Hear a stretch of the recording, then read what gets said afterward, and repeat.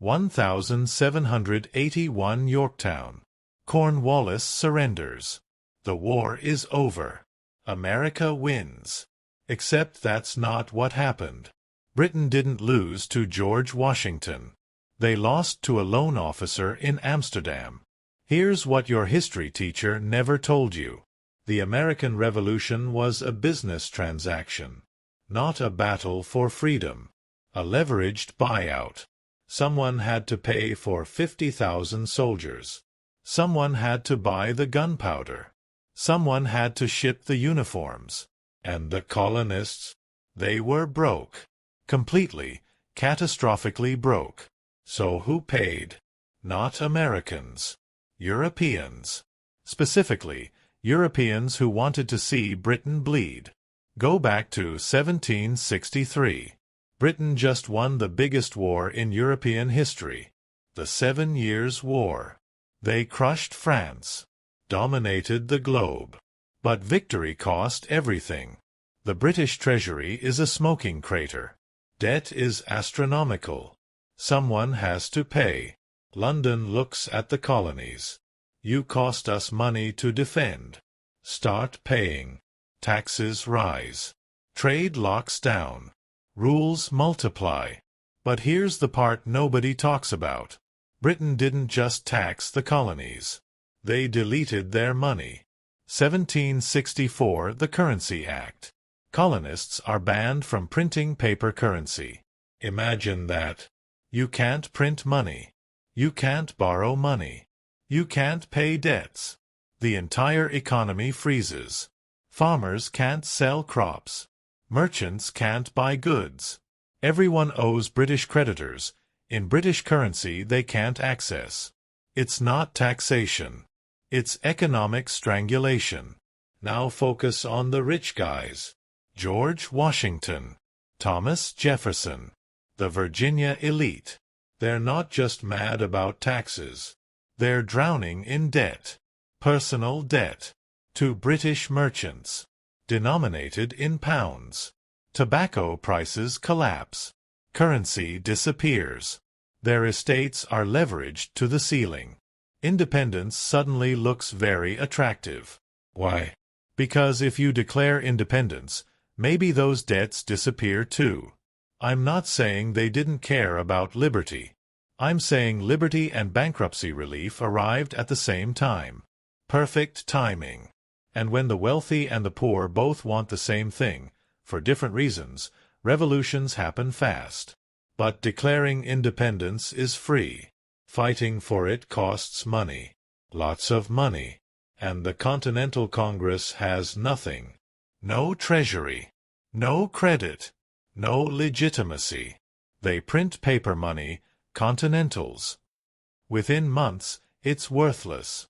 Soldiers are paid in paper that buys less every week. Suppliers refuse it. Farmers hoard goods. The rebellion is starving.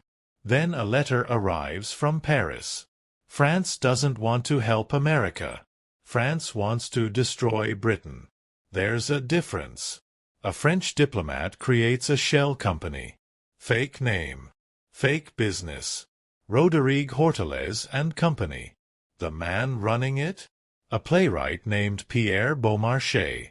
He writes comedies in Paris. And smuggles weapons to America. Gunpowder. Rifles. Tents. Gold. All disguised as commercial shipments. Why? Because if France openly supports a rebellion, Britain declares war. But if a private company sells goods to merchants, nobody can prove anything. It's genius. And it works. Spain does the same. Silver flows through Cuba. Quiet. Untraceable. The Dutch join in. Amsterdam bankers buy American bonds. Not because they believe in freedom. Because they see a 10x return if the gamble pays off. For them, this is venture capital. High risk. High reward. Inside the colonies, a few men keep the whole operation alive. Robert Morris. A Philadelphia merchant. He uses his own fortune to pay the army. His own credit to buy supplies. Congress has no money. Morris becomes the central bank. Then there's Haim Salomon, a Jewish immigrant. Financial networks across 2 continents.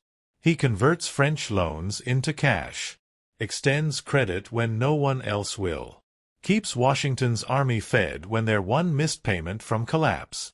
You've never heard his name. But without him, the war ends in 1780. These aren't the people on the posters. They're not in the paintings. But they're the ones who made it possible. Not with speeches. With balance sheets. The war ends. Britain surrenders. America is free. But freedom came with a price tag. Massive foreign debt. Collapsed economy. Worthless currency. And here's where it gets ugly. France wants trade deals. Spain wants territorial concessions. Dutch bankers want fiscal reform. America isn't free. America is leveraged. The new government has to choose. Pay the debts and build a strong central state. Or default and lose all future credit. Hamilton pushes for payment. For a national bank. For federal taxes. Jefferson resists. Wants decentralization. State power. Who wins? Hamilton. Why? Because creditors don't negotiate with chaos. If America wants to borrow again, it needs structure. The debt doesn't just shape policy. It shapes the Constitution. Here's the twist. To pay European creditors, the new government needs revenue. Real revenue. Federal taxes. So they tax whiskey. Frontier farmers explode in rage. The Whiskey Rebellion. And what does the government do? Sends troops to collect the tax. The same government that rebelled against British taxes now uses force to collect its own. The circle closes.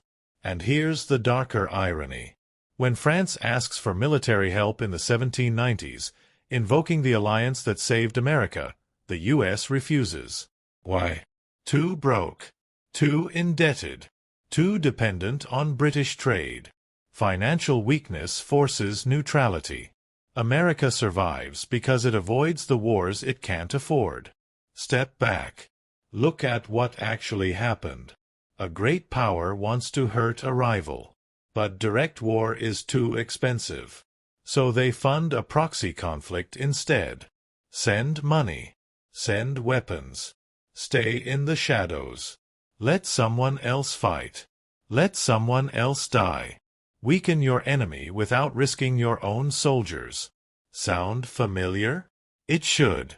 France did it to Britain in 1776. The U.S. did it in Afghanistan in the 1980s. Russia does it now. America does it now. The playbook hasn't changed in 250 years. Finance the insurgency. Control the outcome. Avoid direct war. And here's the uncomfortable truth. America, the country that now funds rebellions worldwide, was born the exact same way. The colonists were the proxies. Britain was the target. And foreign powers wrote the checks. This isn't about calling the founders hypocrites. It's about understanding how power actually works. Yes, the ideals mattered. The speeches mattered. The courage mattered. But beneath the ideals was a financial reality. Revolutions don't run on passion. They run on capital. The American Revolution succeeded because Britain's enemies saw an opportunity. They turned colonial anger into a geopolitical weapon. They financed instability, bought leverage, reshaped the world. And when the dust settled, the ideals became the story. But the money, that stayed hidden. Nations aren't born from philosophy alone. They're born when the economics shift, when creditors support the cause, when rivals see advantage, when the old system stops working.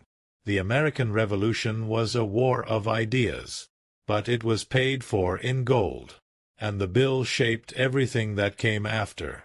If you want to understand power, follow the money. It's the only story that never lies.